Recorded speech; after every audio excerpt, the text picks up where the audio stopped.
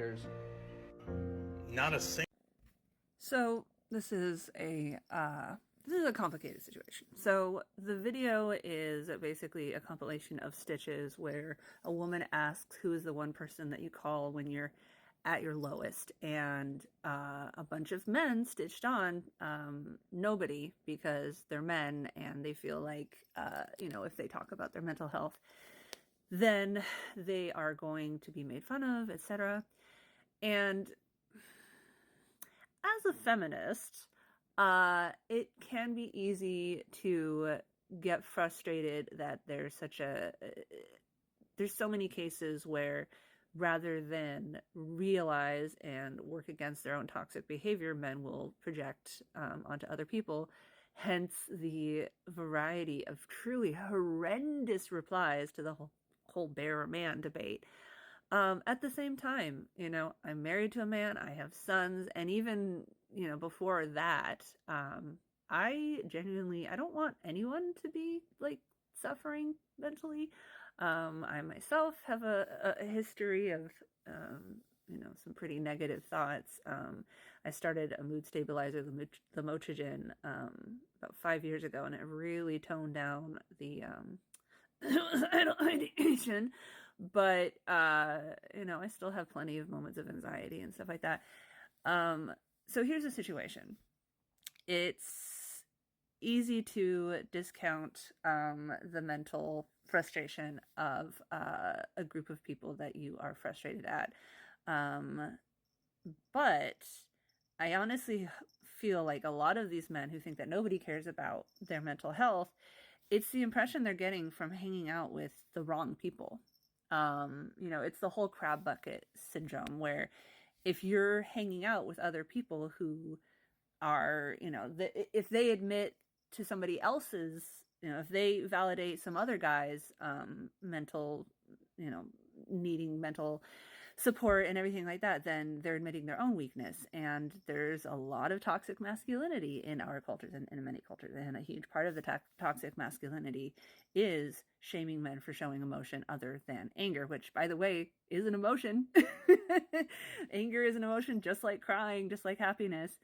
And I think attitudes are changing, but of course only in certain demographics, only in certain political groups. And I'm not saying that all leftists are going to automatically be kind to a man expressing problems with his mental state.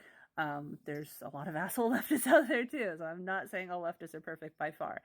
But certainly, as far as a communal ideology goes, it's way more of an issue among conservatives, among right-wingers, saying that, it's weak for men to express mental frustration. And the phrase that I wish more of these guys who feel like nobody cares about their mental health understood is that the patriarchy hurts everyone. The patriarchy hurts women, the patriarchy hurts non-binary people, and it also hurts men.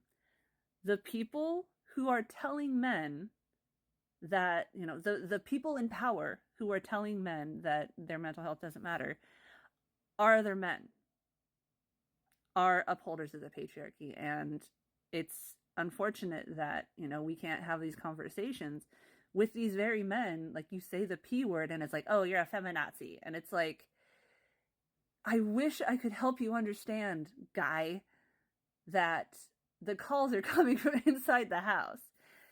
So, I'm trying my best to be empathetic here, and I really do think I am. And I think that if, regardless of your political ideology, even if we are morally opposed on so many issues, like even if a guy is a misogynist, sexist, racist, or whatever, I'm not wishing I'm just going to say mental illness. I know some people get offended at calling it that, but bipolar disorder, I am in that group. Even if I find someone detestable for their ideology, that doesn't mean that I am wishing mental illness upon them. I just want them to realize, I just want them to be better. I want them to change their opinions on, trans healthcare and abortion and whatever. But yeah, anyone who is gleeful or makes fun of someone for having mental health struggles is a nasty person, is a bad person. And I don't know where I'm going with this. Sorry, this is obviously not, a planned out video, and I just woke up and everything, so I'm like still waking, brain still learning how to function again. But I just want guys who feel like nobody wants to listen to understand that not everyone feels like that. And the best thing I think you can do for your mental health is stop hanging out with other guys, other people, but especially other guys who are the ones making fun of you for having mental health problems. Now I have to add the caveat that critiquing people who use their mental health as an excuse to be a horrible person is different than making fun of someone for having problems. This example that I think of a lot is that in my old friend group, there was a person, they were actually a woman, but they would say these really rude things, and then they'd be like, oh, sorry, it's just my autism. And it always frustrated me because I'm also autistic and I never got that free pass. Like, not so much anymore, I think, but especially growing up, I would constantly like accidentally offend people just by being too blunt or, that kind of thing. But, that critiquing that is, again, separate from making fun of someone for having mental problems.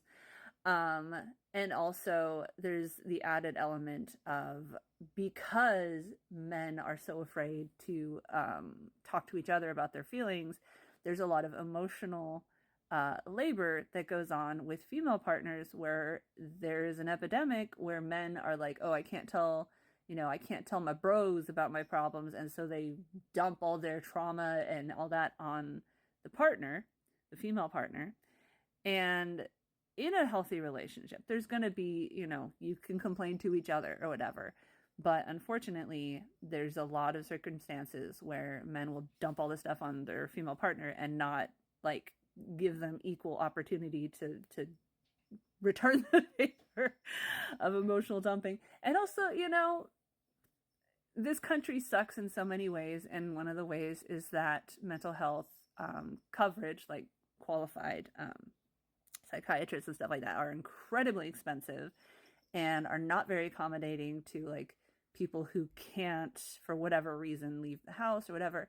And then you have these predatory companies like BetterHelp who prey on these people who still cost a lot of money and are not, just Google it. There's a lot of problems with BetterHelp where like their so-called psychiatrists are like not actually accredited and can actually make their patients feel worse and everything like that.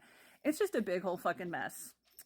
I think that definitely we have to, all of us have to make sure that we are making space. I hate those fucking, silly sounding leftist expressions. I mean, I am a leftist, but I hate how, it gets, yeah. Anyway, we need to make space for each other to express our issues with, our struggles with mental wellness. We should not use our mental problems as a cudgel to be like, well, I have this problem, therefore anything I do is fine. Which I can't even remember her name. There's some like online celebrity that apparently got canceled a long time ago for being like racist, doing blackface or whatever, and then all of a sudden she's back, and like even leftists are like, oh, it's okay, she's grown as a person, she recognizes that she has mental health problems now, therefore it was okay that she did. Like, what?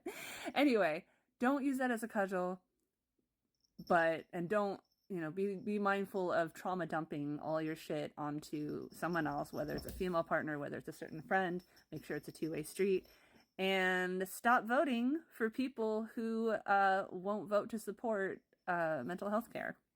So guys, if you are struggling mentally and you feel like you can't express yourself, stop hanging out with inacknowledged and other guys who have been raised to feel like they can't express their negative emotions in any form other than anger. And yeah, vote better. By the way, are you registered to vote?